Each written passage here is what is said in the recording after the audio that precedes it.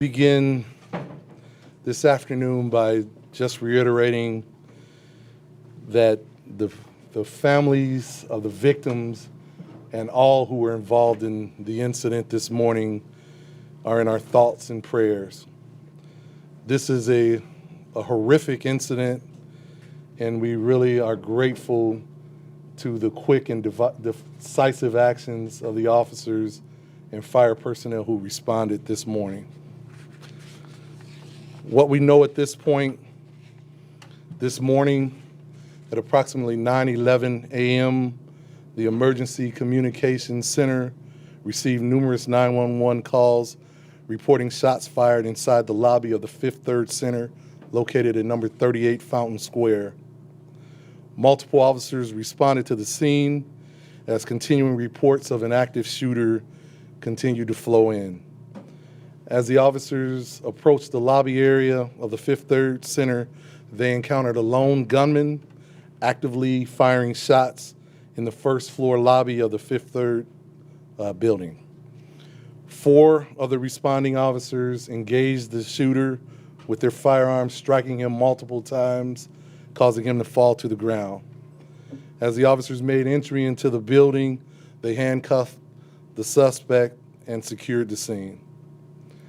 Tragically, 5 victims were shot by the suspect. 4 of those victims were transported to University Hospital, and 1 was determined to be deceased at the scene. 2 of the 4 victims that were transported to the University Hospital Medical Center later succumbed to their injuries. The suspect was also determined to be deceased on scene.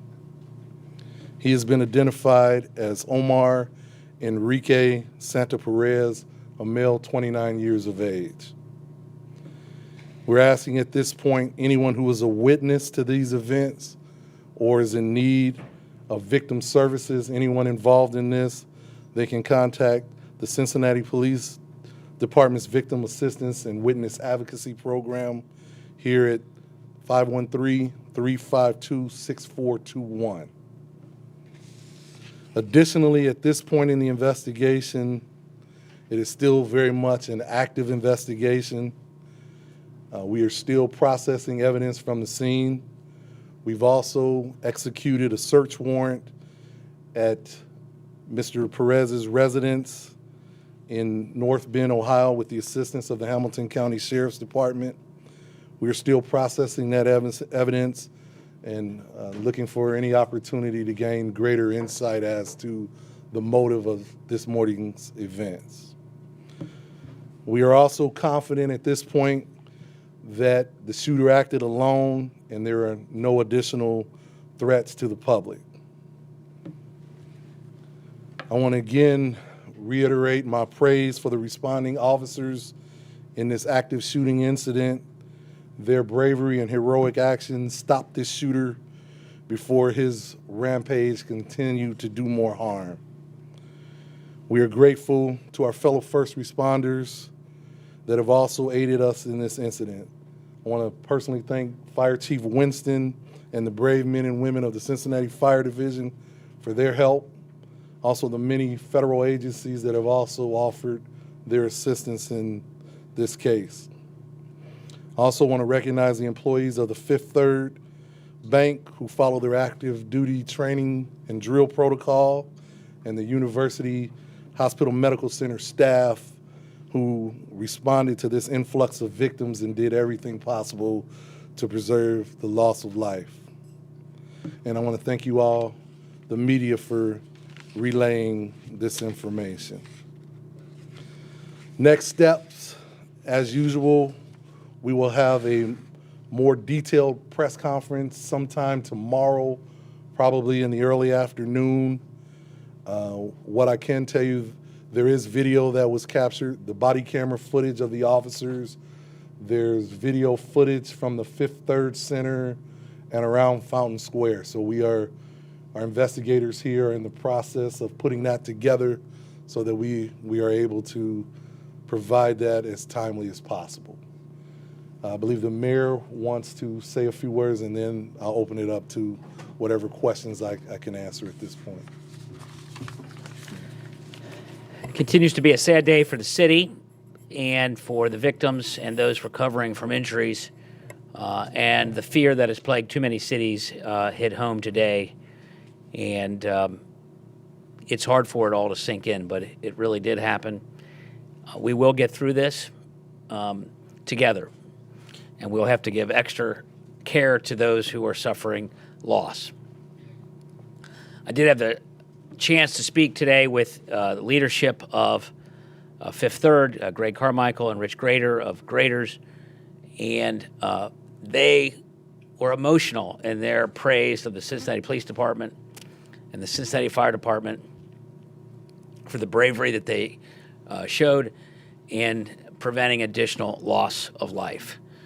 It's clear, and it will be more clear tomorrow when the videos are released, just how scary the situation was, the amount of fear and anxiety that those who had the unlucky wrong place at wrong time to be there at that time. This is clearly an act of grotesque violence to innocent people, and it should frighten all of us. And it's happened too much around this country, and we as a country have got to figure out how to end it. That's all I have at this time. Again, as a city, we just want to extend our heartfelt condolences to the family and the friends of those that lost their lives today in this tragic incident. And again, as everyone's been given tremendous praise to our police department, our fire department, and also our emergency communications center. They did a phenomenal job here today, and without their swift and timely and efficient actions, it would have been a lot worse. So we're truly grateful for the work they did today. Thanks. Chief Craig McKee from WCPO, is there any indication that Omar had any direct relationship with any of the businesses within the tower, or is this, on at least first appearance, just an independent act and it targeted that facility for some reason? Again, at this point, we haven't been able to make any determination to that. Again, the investigation is only hours old, but we have been able to verify that he is not a current or former employee of the Fifth Third Bank, and we're not aware of any employment of any of the other surrounding businesses. Did he take the bus there?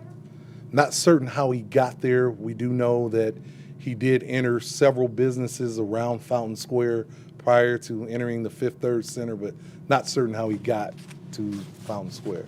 Can you say if he was in Potbelly and perhaps He- that's where it started? He did enter Potbelly. He was in there prior to entering the Fifth Third Center. Don't believe he was in there a significant amount of time, but he was in there prior to entering the lobby of the Fifth Third Center. Chief, are we talking about one weapon, multiple weapons? What kind of ammunition? We do, what we know at this point, it is a 9mm semi-automatic pistol that he was in possession of. He did have multiple magazines and a significant amount of ammunition. I'm not sure of the exact count. I want to say in the neighborhood of maybe 200 rounds. Did he possess the gun legally? Based upon what we've been able to determine at this time, it does appear that the firearm was legally purchased. Do you know if this was an act of terrorism or just an isolated incident? We don't have any indication of that, nothing that we've discovered. There may be a possibility that there's some mental health issues involved here, but again, the investigation is only hours old.